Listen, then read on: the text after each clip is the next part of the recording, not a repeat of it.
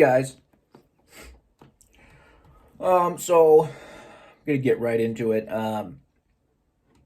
So if you're an INTP or any IP really, I suggest making friends or having some sort of either partner or study buddy or whatever, that is an EJ. So whether it be a training partner, if you're like trying to become like a professional, whatever, bodybuilder, weightlifter, um, or you're in school, you want to get better grades. So growing up, I didn't have very good work habits in school, so I didn't get the best grades. I got like C's, B's, and C's because I just never turned in work. I didn't have good work habits at all. And when I reached college, I ran into this ENFJ. We became friends. ENFJ guy. We became friends, and we were hanging out after class one day about study, and I was talking about. I can't remember what brought it up. But I was like, "Well, I'll just do that later." And he was like, "Well, why don't you just do it now?"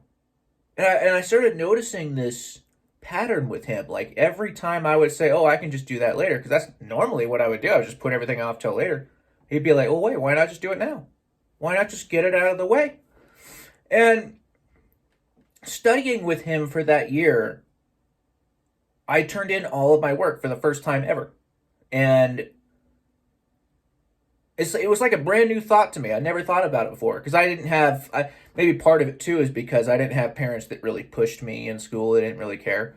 Because my dad, I was raised by my dad. My dad got custody of me and my brother when I was like one. But my dad hated school growing up, so I think that's why he was so lax about that kind of stuff. He didn't really push us that hard. I mean, anyway, I probably would if I were a parent, but no parent's perfect, right? I think because he had such controlling, overbearing parents, he kind of wanted to do the opposite with us, which I'm very appreciative of that actually, that he gave us so much freedom and you know. But anyway, obviously I could have had some benefits pushing me a little harder though, because that's the first time in college in 2004 is the first time I ever got a 4.0, like ever. And that's when I realized. That's when I realized I was like 17, 18. I was in college early. I dropped out. I hated school so much that I dropped out as soon as I found out that I could get my GED and leave high school at age 16. As soon as I turned age 16, I was out. I already had the paperwork ready. I hated school so much. I hated it. It was the most boring experience of my entire life. I never felt like I was challenged or learned anything new or learned anything important. I hated it. Absolutely hated it. Anyway, I was out and I went to college immediately because I wanted to. Anyway, but it's the first time in my life I got a 4.0. It's when I realized that grades have nothing to do with intelligence, really. I mean, they really don't. And later find out that it has more to do with conscientiousness than anything else, which makes sense because this ENFJ taught me conscientiousness. He actually kind of changed my life in a lot of ways. Like, I realized that like all I needed to do is turn in work. That's basically all you got to do is turn in your work. You get a 4.0.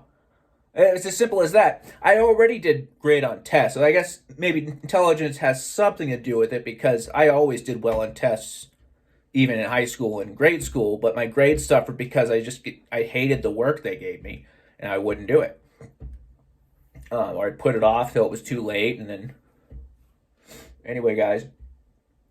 So it can really be a game changer if you have certain goal you have in mind. It could be very helpful to find some sort of EJ type as a partner and someone who could hold you accountable and remind you of the things that need to be done. And you help them out in some ways too.